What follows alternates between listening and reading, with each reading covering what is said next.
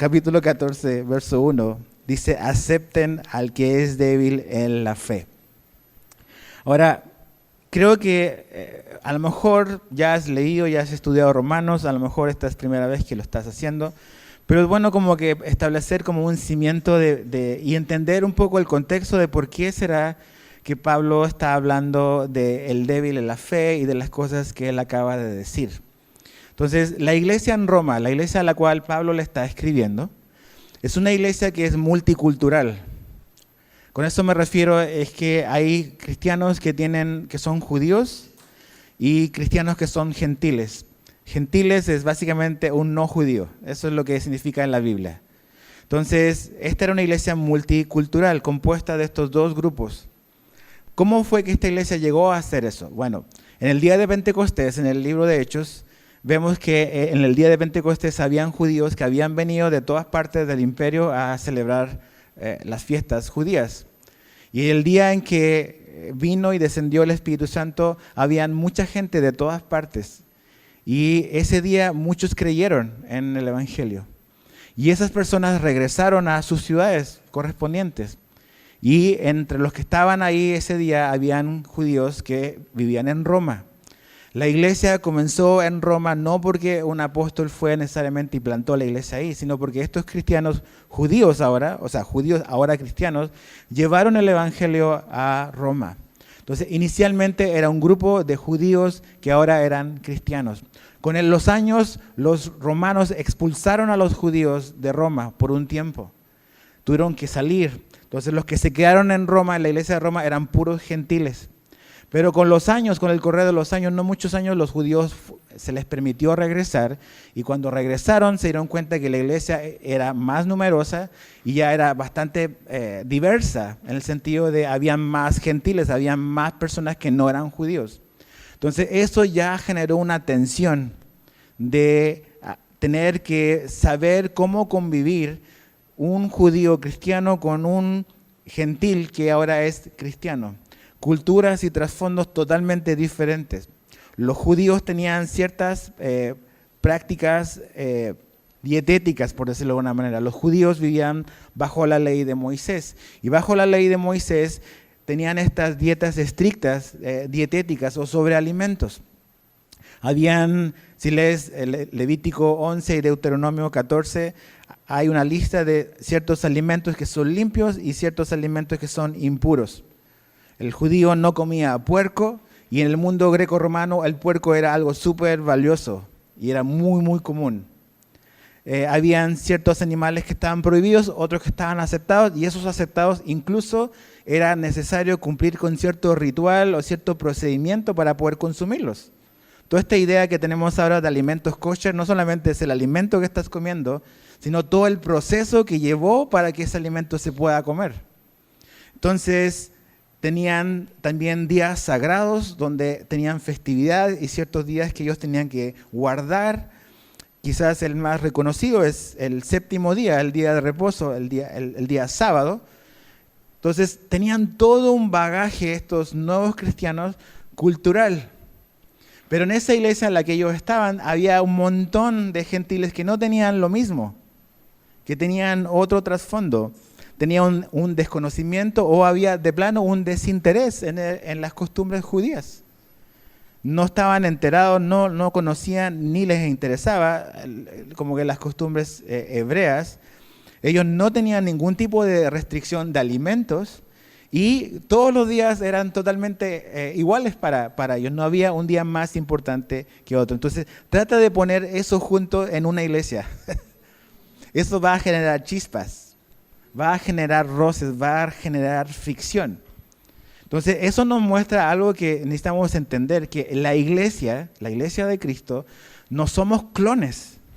Y Dios no quiere clones.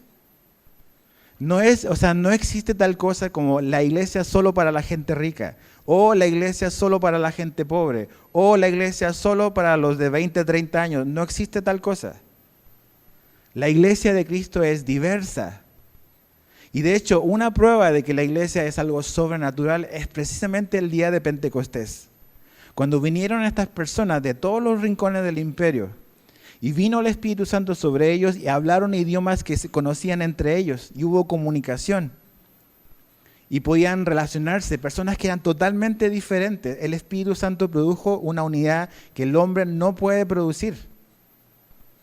Entonces, lo que es imposible para el hombre es posible para Dios. Pero eso no significa que no van a haber roces, que no va a haber fricción, que no van a haber desacuerdos. Porque tenemos trasfondo y los traemos con nosotros toda nuestra vida. ¿Dónde tú naciste? ¿Qué alimentos consumes? ¿Cómo tú ves la vida? Son cosas, mochilitas que todos traemos. Y cuando nos relacionamos con personas que son diferentes a nosotros, conflicto va a surgir. Entonces no es si es que el conflicto va a surgir, es cuando eso surja, ¿qué es lo que vamos a hacer? Esa es la idea. Entonces tienes que quitarte de tu mente que la iglesia es este lugar como el paraíso donde hay puro paz y amor. Dios quiere que estemos en armonía, pero no siempre va a ser así.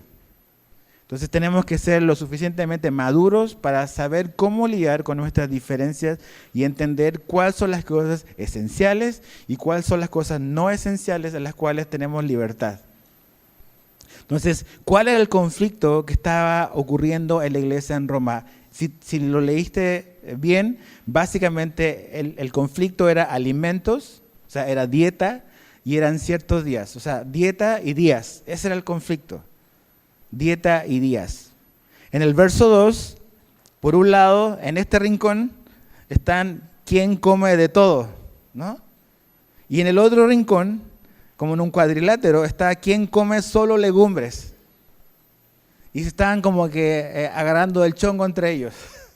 El que come y el que no come. De hecho, la palabra comer en estos pocos versículos aparece 9 veces.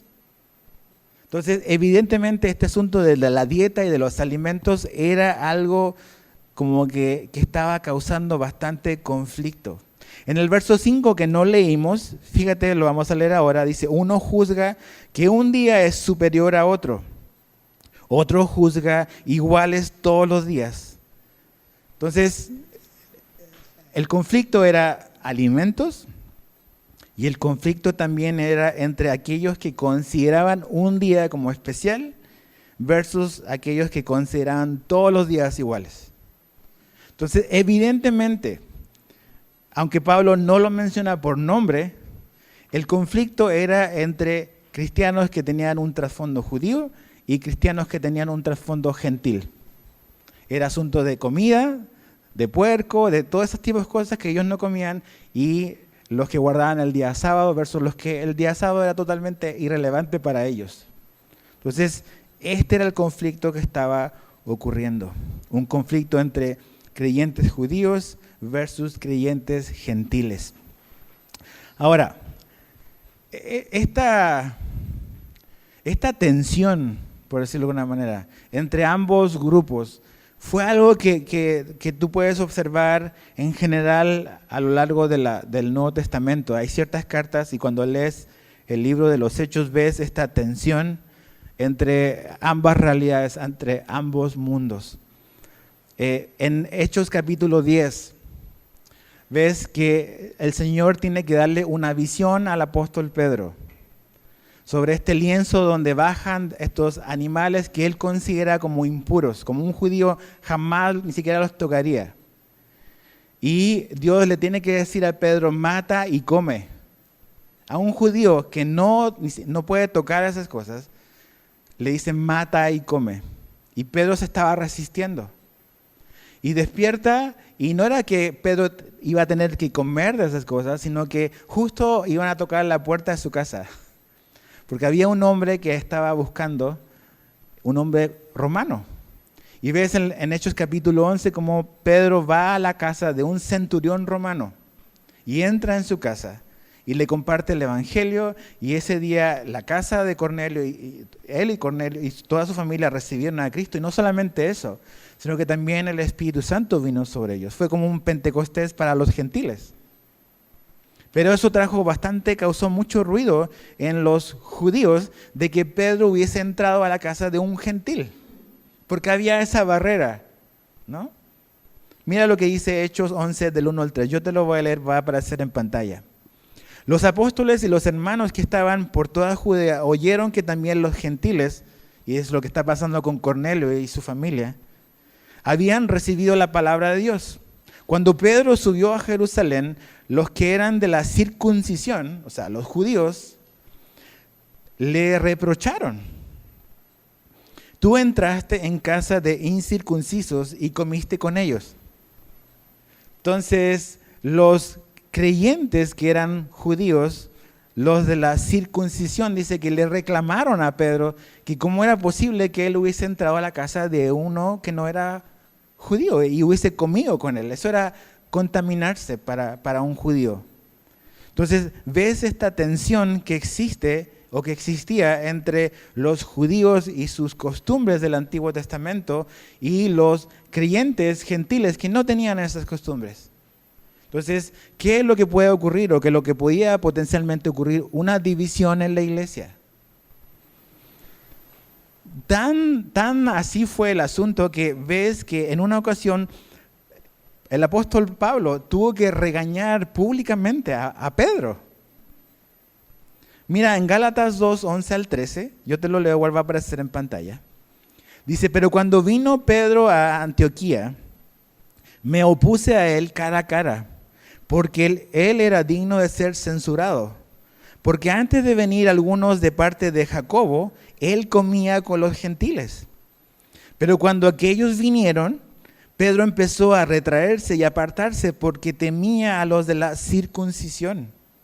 Y el resto de los judíos se le unió en su hipocresía, de tal manera que aún Bernabé fue arrastrado por la hipocresía de ellos.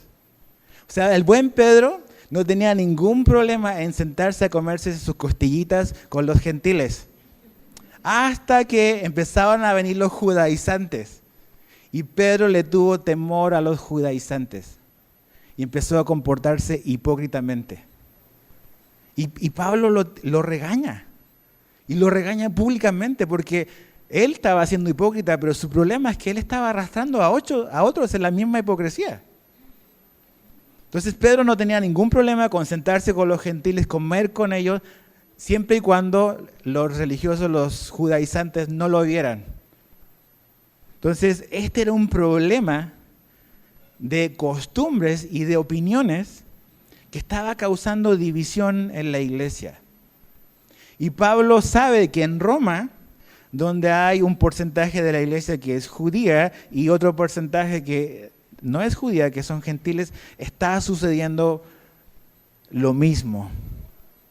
Ahora, a lo mejor para ti, para mí, esto de comer puerco, o sea, es irrelevante para nosotros.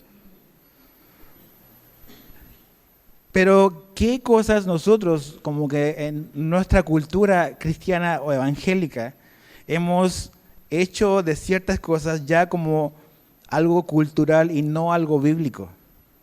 Que causa división entre denominaciones, entre iglesias, porque hemos tomado posturas de cosas que la Biblia guarda silencio y nosotros las hemos elevado al nivel de la palabra de Dios. Por ejemplo, los creyentes hemos diferido y incluso nos hemos dividido por asuntos de opiniones. Si te fijas aquí en el verso 1, Pablo está hablando de que no debemos juzgar o debatir sobre opiniones. No está hablando sobre la palabra de Dios, no está hablando sobre doctrina, de las verdades esenciales, está hablando sobre opiniones, cosas secundarias. Y los cristianos nos hemos diferido y nos hemos dividido tristemente por cosas secundarias. Por ejemplo, en asuntos de apariencia, de vestimenta.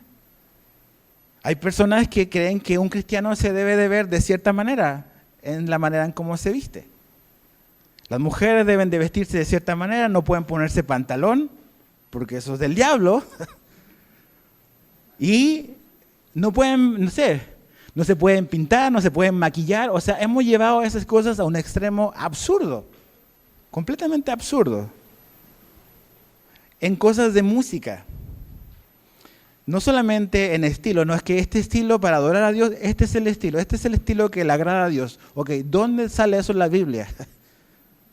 Es tu preferencia personal. O si los cristianos pueden o no escuchar música secular, ¿Dónde sale la respuesta a eso en la Biblia?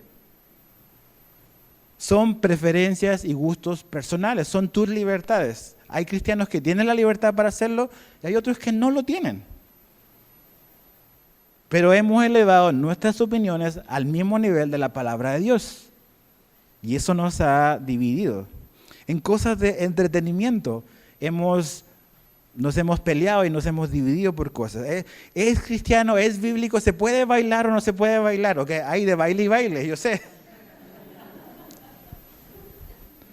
Pero no, eso del diablo es pecaminoso y no sé. O antes, ir al cine era completamente pecaminoso. Los más jóvenes dicen, ¿qué es el cine? Ahora todos lo ven en su celular. Pero gente, se sentía condenada porque entraba a un teatro a ver una película en el cine. O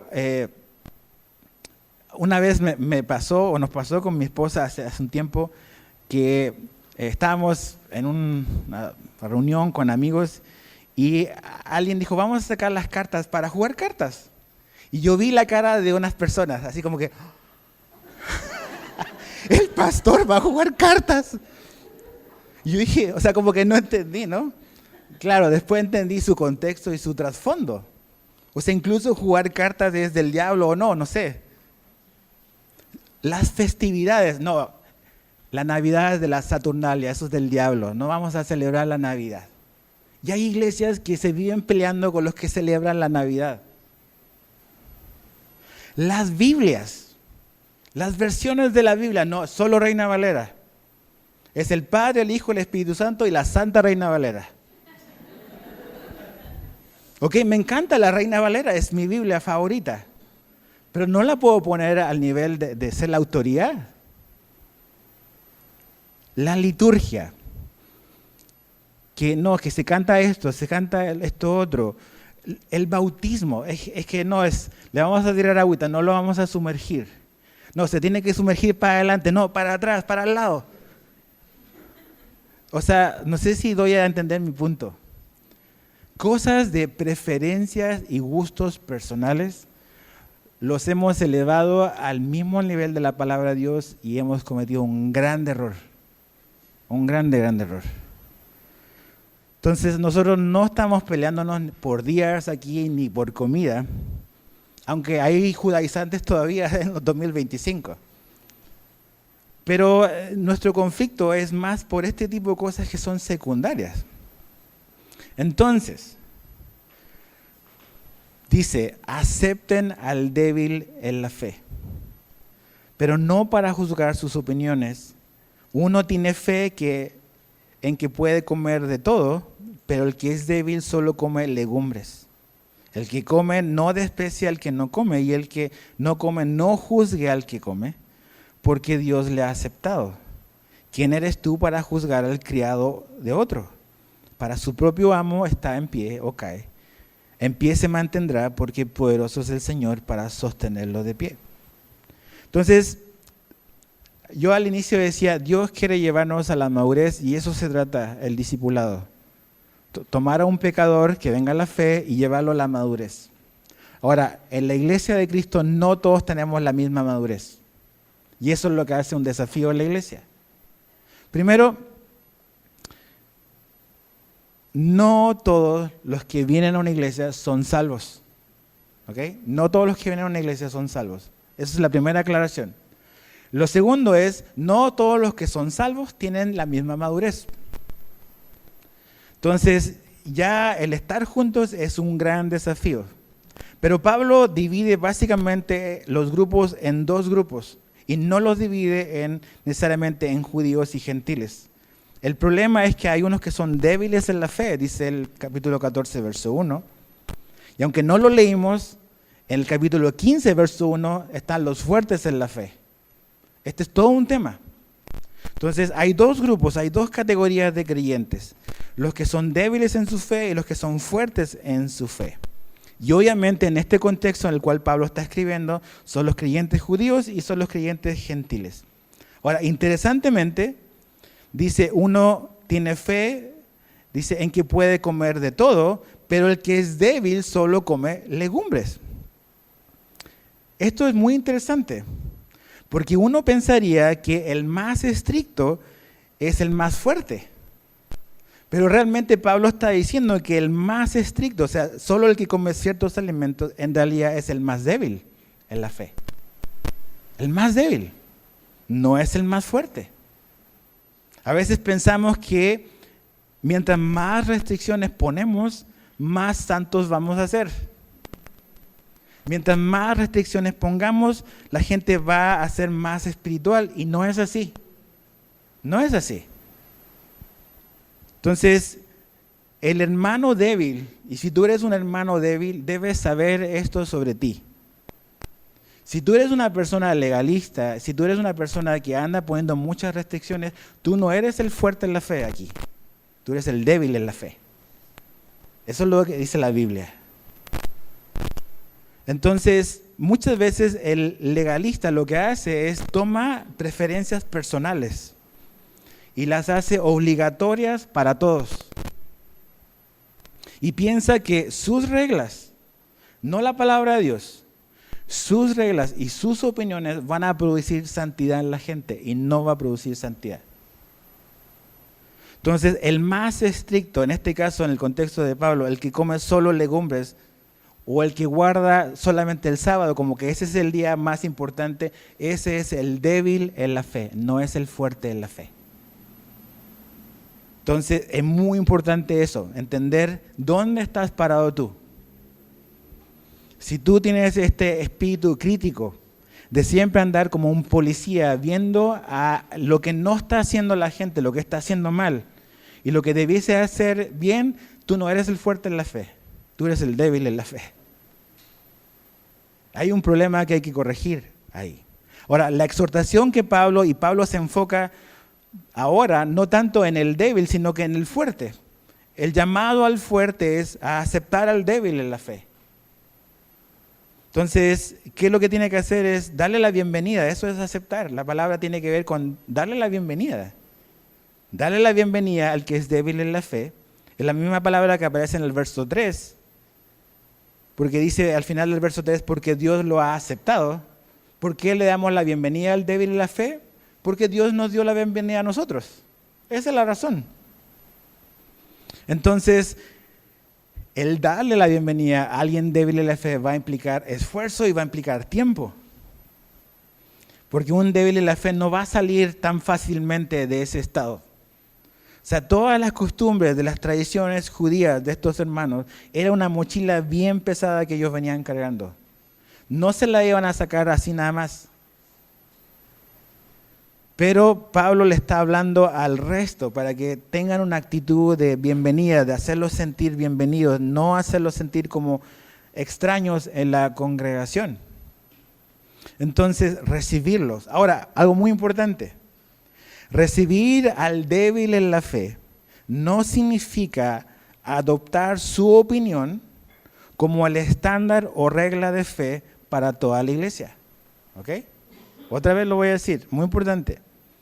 El recibir al débil en la fe, lo que la Biblia nos está diciendo, no significa adoptar su opinión como el estándar o regla de fe de la iglesia.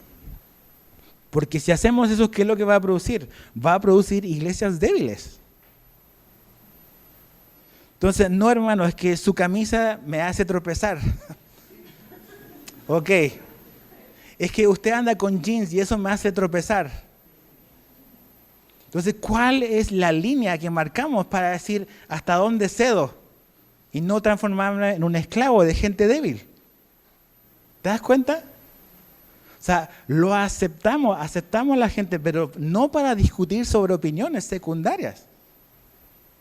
Porque no podemos hacer el estándar o la opinión del débil el estándar de toda la iglesia. Pablo nos está diciendo que tenemos que darle la bienvenida. No adoptar su postura, pero darle la bienvenida.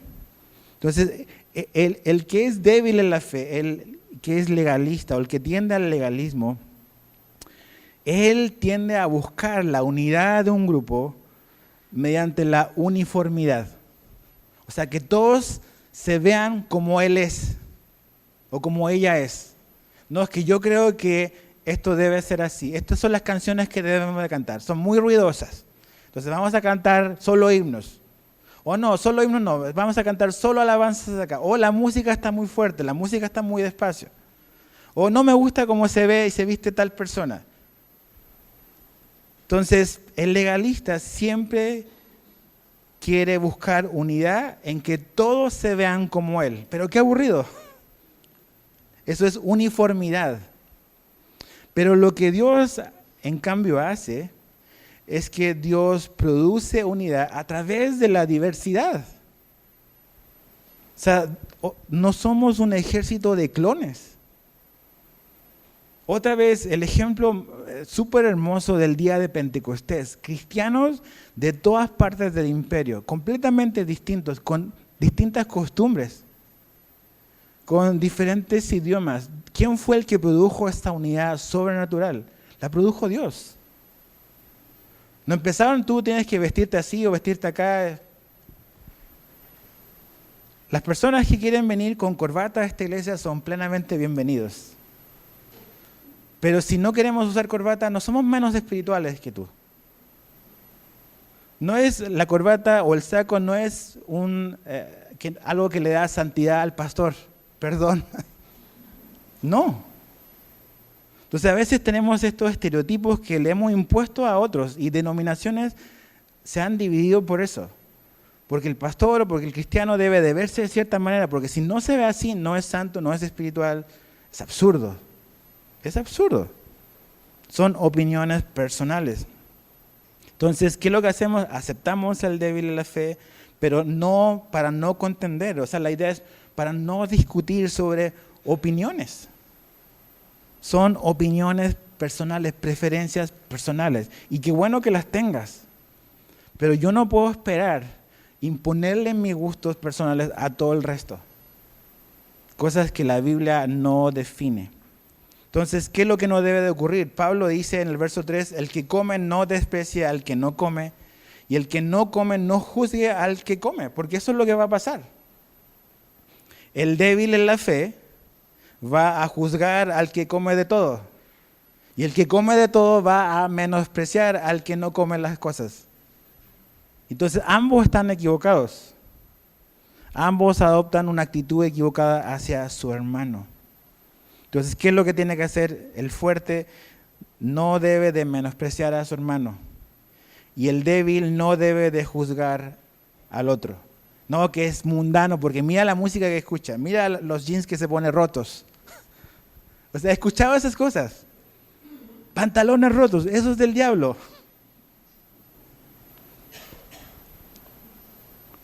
O sea, si tú supieras quién era tu pastor, y cómo llegó a la iglesia, y cómo fui pastor muchos años, probablemente no estarías hoy acá. Entonces, no menospreciar, no juzgar. ¿Por qué? Porque no debemos de hacerlo. ¿Por qué no debemos de hacerlo? Bueno, Pablo nos da 4 razones. La primera está en el verso 3. Dios nos ha aceptado. Dios nos ha aceptado. Eso es lo que dice el verso 3. No andes juzgando a tu hermano, Dios lo ha aceptado. Entonces, si Dios lo aceptó, ¿quién eres tú para no aceptarlo? El verso Romanos 5:7 dice, por tanto, acéptense los unos a los otros. Vuelve a enfatizar lo mismo, como también Cristo nos ha aceptado para la gloria de Dios. Entonces, no juzgues ni menosprecies a tu hermano por asuntos de opiniones y asuntos de preferencias personales. Nadie es más o menos espiritual por lo que come o en qué día va a adorar a Dios. Nadie es espiritual por eso. ¿Te acuerdas que dijo Jesús, Mateo 7, que qué es lo que contamina al hombre? No es lo que entra, es lo que sale. Es lo que contamina al hombre. Las cosas del corazón. Entonces, estos judíos, por toda su mochila, estaban haciendo un énfasis de cosas que no eran importantes. La segunda razón por la cual no debemos de menospreciar o juzgarnos unos a otros es por lo que dice en el verso 4. Dios nos va a sostener. Dios va a sostener a tu hermano. Entonces, mi tarea, tu tarea, no es juzgar al criado ajeno, porque Dios lo va a sostener. Dios se va a encargar de él, de sostenerlo. Yo no soy ni tú somos el Señor. Entonces, eso significa que tu hermano no es tu siervo. Tu hermano está para servirte, pero tú no eres su Señor. Jesús es nuestro Señor. Le servimos a Él, nos servimos unos a otros, pero Jesús es nuestro Señor, no mi consiervo. Entonces, Dios nos va a sostener, Dios nos va a hacer permanecer. Entonces, Pablo está diciendo básicamente, creo, enfócate en tus asuntos. No andes nada más pendiente de qué está haciendo el otro o qué lo está haciendo mal. Otra vez, muy claro, en asuntos de opiniones y preferencias personales. Eso es lo que Pablo está diciendo. O sea, versos 5 al 8, uno juzga que un día es superior a otro. Ahí está lo que yo decía, el segundo tema de discrepancia. Otro juzga iguales todos los días, cada cual esté plenamente convencido según su propio sentir. El que guarda cierto día, para el Señor lo guarda, el que come, para el Señor come, pues da gracias a Dios, y el que no come, para el Señor se abstiene y da gracias a Dios. Porque ninguno de nosotros vive para sí mismo y ninguno muere para sí mismo, pues si vivimos, para el Señor vivimos, y si morimos, para el Señor morimos. Por tanto, ya sea que vivamos o que muramos, del Señor somos. Entonces, no debemos de juzgar a mi hermano porque tiene una opinión diferente sobre cosas secundarias. Dios no está viendo ni el menú ni el calendario cuando lo estamos adorando, créeme. No está preocupado de eso. Alguno dice, este es el día para adorar. Incluso hay iglesias que se han agarrado tanto a eso que están los adventistas del séptimo día. O sea, ese día lo han hecho como ese es el día. Entonces, si tú adoras en domingo, estás adorando al anticristo, al diablo, todas estas cosas absurdas que hay.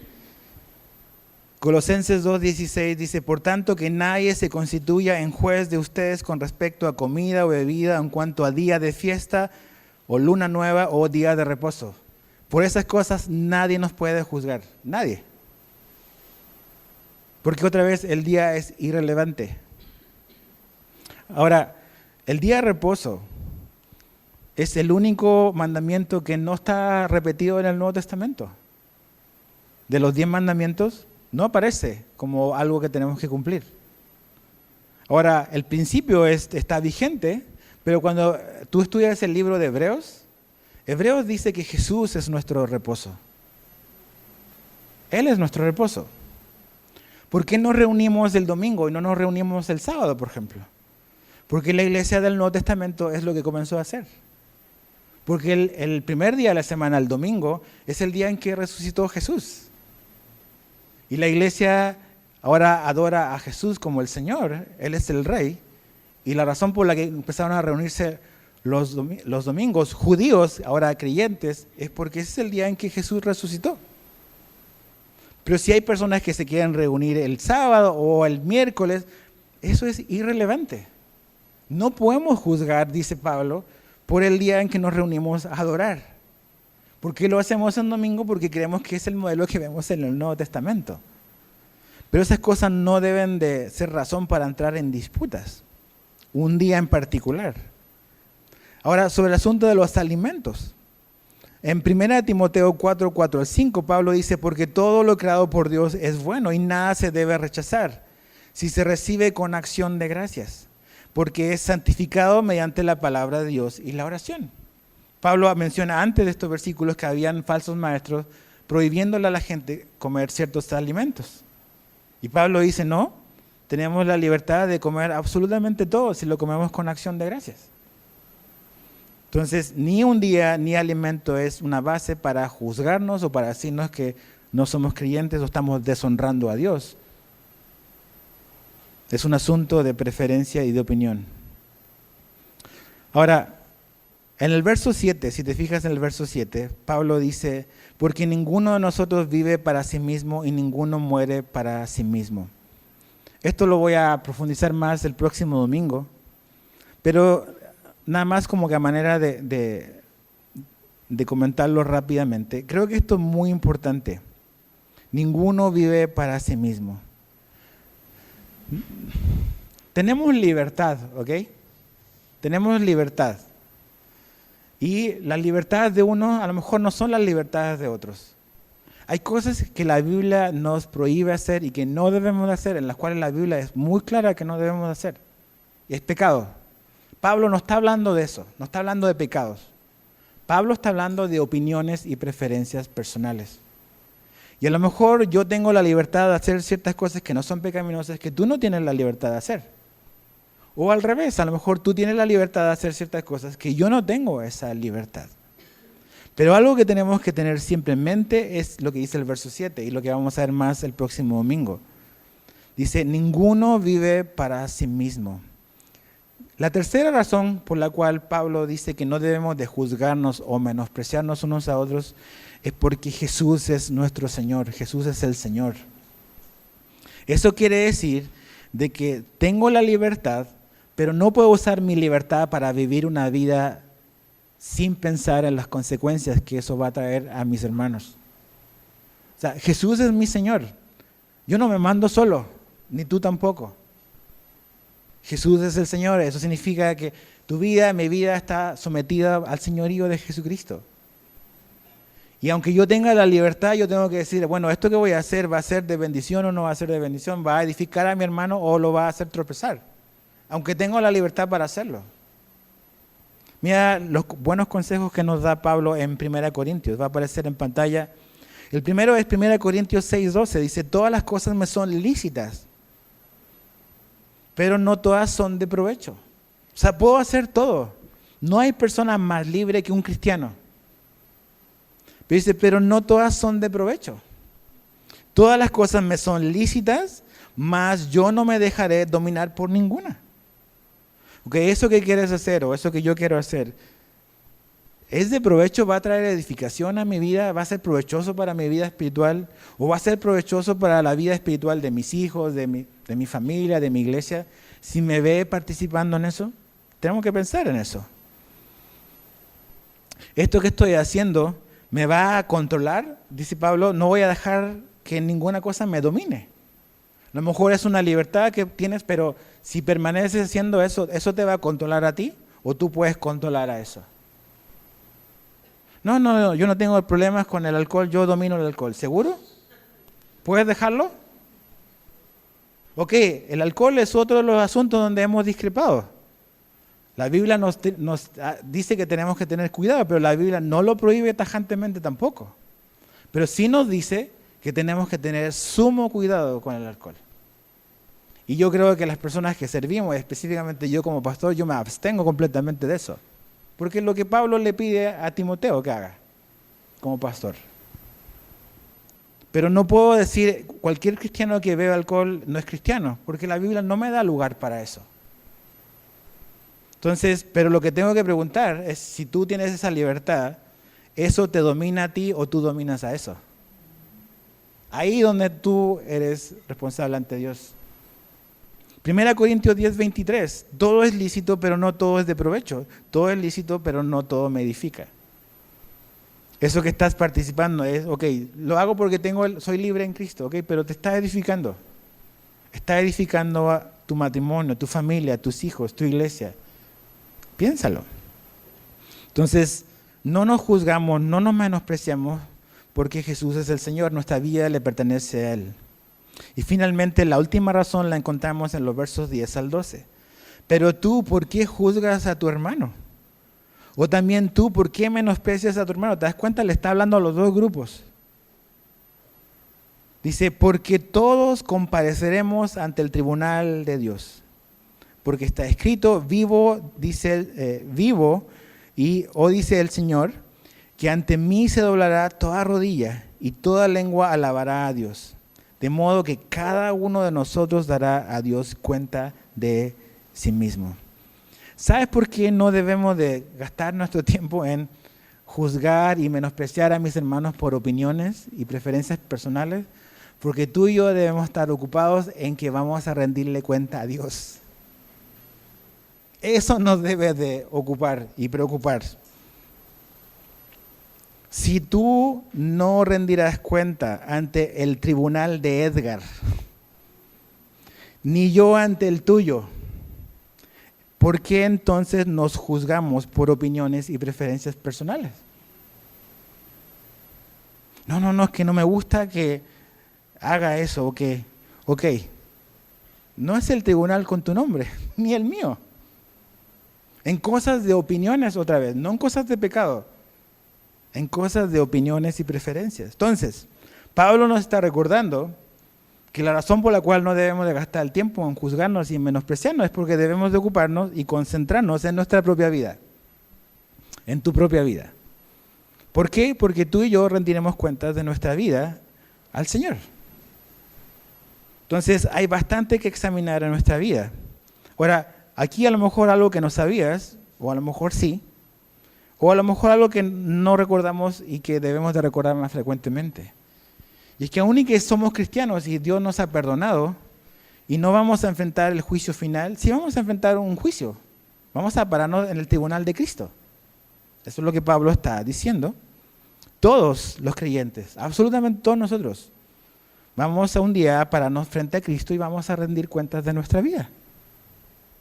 2 Corintios 5:10 dice, porque todos nosotros debemos comparecer ante el tribunal de Cristo, para que cada uno sea recompensado por sus hechos, estando en el cuerpo de acuerdo con lo que hizo, sea bueno o sea malo. O sea, vamos a rendir cuentas de nuestra vida. ¿Cuántas parábolas Jesús enseñó sobre el Señor que se va lejos, que le da ciertos talentos o responsabilidades a sus siervos, y cuando vuelve, ¿qué es lo que hace? Les pide cuentas. Eso es lo que va a suceder con nuestra vida. Entonces, si yo me ando nada más como que desgastando en viendo qué está haciendo el hermano mal, ¿sabes lo que va a pasar? Nunca voy a examinar mi vida. Y debiese de examinar mi vida porque Jesús me va a pedir cuentas por mi vida, no por la vida de mi hermano, ni por el criado ajeno. 1 Corintios 3, 10 al 15 dice, conforme a la gracia de Dios que me fue dada, yo, como sabio arquitecto, puse el fundamento y otro edifica sobre él. Pero fíjate, pero cada uno tenga cuidado cómo edifica encima. Pues nadie puede poner otro fundamento que el que ya está puesto, el cual es Jesucristo. Ahora bien, si sobre este fundamento alguien edifica con oro, plata, piedras preciosas, madera, heno, paja, la obra de cada uno será evidente porque el día la dará a conocer, pues con fuego será revelada. El fuego mismo probará la calidad de la obra de cada uno. Si permanece la obra de alguien que ha edificado sobre el fundamento, recibirá recompensa. Si la obra de alguien es consumida por el fuego, sufrirá pérdida. Sin embargo, él será salvo, aunque así como a través del fuego. El tribunal de Cristo, mis hermanos, no es para nuestra salvación. Tú ya eres salvo. Ya somos salvos. Pero el tribunal de Cristo es un juicio para evaluar y para recompensar nuestras obras. Para rendir cuentas de lo que Dios nos dio. Entonces tenemos que tener eso en mente. Yo no voy a rendir cuentas por la vida de la persona que está sentada a mi lado.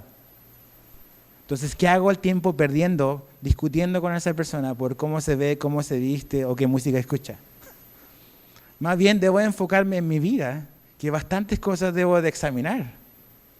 Porque Dios me va a preguntar por mi vida. Dios va a preguntar por tu vida. Entonces, como conclusión, deja de juzgar y menospreciar a tu hermano por asuntos de opiniones y preferencias personales. Mejor darle la bienvenida como Dios lo hizo contigo. Segundo, deja la inmadurez espiritual y crece en la gracia de Dios. No, que yo soy débil. Ok, deja de ser débil en la fe. El propósito de Dios es que puedas madurar. ¿Y cómo se hace eso? Creciendo en la gracia de Dios, entendiendo la gracia de Dios. Y tercero y último, deja de enfocarte en otros y mejoras un inventario espiritual de tu vida